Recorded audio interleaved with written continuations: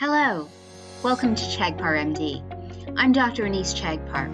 I'm a breast cancer surgeon at Yale and the daughter of a breast cancer survivor. I'm passionate about health and wellness, and I am so glad that you found this video. In this video, we're going to talk all about intermittent fasting and what you need to know before you embark on this journey. Are you ready? Let's get started. Many people ask about intermittent fasting. It is one of the hottest trends in weight loss and longevity right now. Many people have questions about this. How exactly does it work? Does it work? What are the health consequences? What do I need to know before I get started? Is this something that could be right for me? Well, I hope in this video to tackle many of those questions. So let's get started. It certainly is one of the hottest trends right now. And the biggest question that I get asked is, does it work? And it really depends on what you mean by that. Certainly, intermittent fasting has been shown to have a number of benefits. It can help with weight loss, and there are studies that have demonstrated that people who do IF actually do lose weight. It can result in lower insulin levels and may actually reduce belly fat. It also has been shown in some studies to improve longevity. It may improve cellular repair and reduce inflammation. But remember, a lot of these studies are still in their infancy. Whether it actually works for you or not is a question that you really need to think about. Remember, if the goal is weight loss, it really comes down to calories in and calories out. And the way that intermittent fasting works is it restricts those calories in. So if it tells you that you can only eat between this hour and this hour, or you can only eat so many calories on a particular day, it really restricts your calories in. And that way, it can reduce weight loss. So that's important to keep in mind. If you think about intermittent fasting only as being a time span, in other words, I can go crazy eating anything and everything I want during my eating period, well, you might find that you might not lose weight because weight loss does come down to calories in and calories out. So it is about calorie restriction. The other thing to think about is this sustainable for you? For many people, it actually is. They find that the structure of intermittent fasting helps to give them kind of a regimented routine so that they can restrict their calories. Instead of noshing all throughout the day, they restrict that time window, and so it's easier for them to calorie restrict. And some people have found that it actually is a lifestyle that they can maintain. For other people, it's really difficult. Maybe you are the type of person who gets really cranky if you don't eat breakfast in the morning, or you simply cannot tolerate it when you don't have lunch. You have to think about, is this sustainable? People have looked at people who do intermittent fasting with religious fasts, for example. So, for example, Muslims fast during the month of Ramadan, from sunrise to sunset, essentially intermittent fasting. And many will lose weight, depending on what they eat in that evening meal. So again, calorie restriction. But even if they do lose weight, after that month is over, if they go back to the diet that they had before, where they're really unrestricted, it won't be surprising to you to learn that many of them gain weight.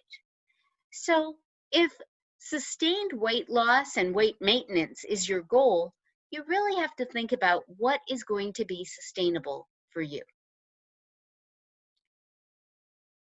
And it may not be for everyone. So certainly, if you are underweight, and we have a video coming up on knowing your numbers, whether you are in fact underweight, please do not do this. If you have a history of eating disorders, this is also not for you. Diabetics, I don't think so. Remember, If you have a history of diabetes, controlling your blood sugar is really important. And so it may not be the right thing for you to do in terms of thinking about intermittent fasting. If you're pregnant or trying to conceive, or if you're breastfeeding, this is again something that is not right for you. If you have low blood pressure, again, not something that you want to consider. If you're an extreme athlete, this again is not ideal. Remember that when you're working out, you're tearing muscles, trying to build muscles, you need that protein and that carbs. We're going to have more videos on the importance of exercise and how to time your meals and your protein around that. Again, intermittent fasting might not be for you. And while I know childhood obesity is on the rise, if you're a child, please don't do intermittent fasting. There are many ways that you can lose weight that are more healthy and more sustained than something like intermittent fasting. Having said all of that, please check with your doctor before you start any routine. But let's suppose after thinking about all of that, you say to yourself, I really think that the health benefits of intermittent fasting might be right for me, and I want to try this. There's a lot of jargon around intermittent fasting that you should know. The two most common regimens are the 16-8 and the 5-2. So 16-8 refers to fasting for 16 hours and then eating during an 8-hour window. So for many people, what they'll do is they'll skip breakfast and they'll eat from, say, 11 a.m. to 7 p.m. And at 7 p.m., they shut the kitchen, no nighttime snacking. Many of you may understand that nighttime snacking is really something that, whether you're doing intermittent or fasting or not, can really be a thorn in your side if you're trying to lose weight. Now, where you put this 8-hour window is entirely up to you. There is no hard and fast rules. And in fact, even 16-8 is not a hard and fast rule, although it is the most common technique that's used. Some people try to do kind of a 17-7. It's really up to you. The other regimen is 5-2. So with this, you eat your normal calories just like you would normally do 5 days a week. And then the other 2 days a week, you restrict your calories to around 500 calories a day. These should be on 2 non-consecutive days. So the goal with both of these, again, is calorie restriction. This means that during that 8-hour window or during the 5 days when you are eating, you still want to be cognizant about how many calories you're eating so that over the day in 16-8 or over the week in 5-2, you're still eating calories that fit within your calorie goal range. Remember, if you're eating more calories, calories in, calories out, if you're eating more calories than you're burning, more than your TDEE, you'll gain weight. And the goal is to lose weight. If you want help figuring out what your TDEE is, that's your total daily energy expenditure, so that you can know how many calories you should be consuming, I'll leave the link for another video in the text box below. There are other fasting routines that some people have tried as well. These are less frequent, but some people will actually do a 24-hour fast or a 48-hour fast. I tend not to like those as much because they tend not to be very sustainable, and very few people can actually manage to do them and do them well. So some commonly asked questions about the other intermittent fasting regimens. Can you drink water, tea, coffee, and so on during the fasting period? And the answer is yes. Ideally, however, you want to restrict the number of calories that you're eating and drinking. And you tend not to want to add any sugar or cream to your tea or coffee. Will this slow down your metabolism? Well, As we all know, people will tell you that eating actually helps to maintain your metabolism.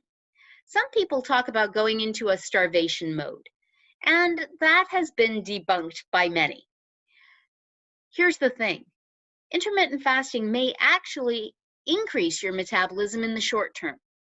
Over the long term, it may slow your metabolism somewhat, but as you are calorie restricting, you tend to still lose weight over the long term if you can sustain this practice. What about medications and supplements? Well, here again, I encourage you to refer to your doctor. Many medications and supplements need to be taken with food. It's important to how those are metabolized. And so it may or may not fit with intermittent fasting. So you need to ask your doctor. But hopefully, the information that I've provided in this video will give you some information as to whether you should actually try it.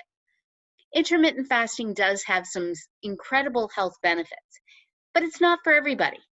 Hopefully, this has been helpful to you. If it has, please like and share it. Please leave me your comments. Let me know what you thought, what other information you'd like to see. I'm happy to provide that. And be sure to subscribe. Each week, I'll be giving you healthy tips and tricks to help you to maintain your weight or lose weight if you need to, and to live healthier and happier lives. Until next time, I'm Dr. Anise Chagpar for Chagpar MD. Have a healthy and safe week.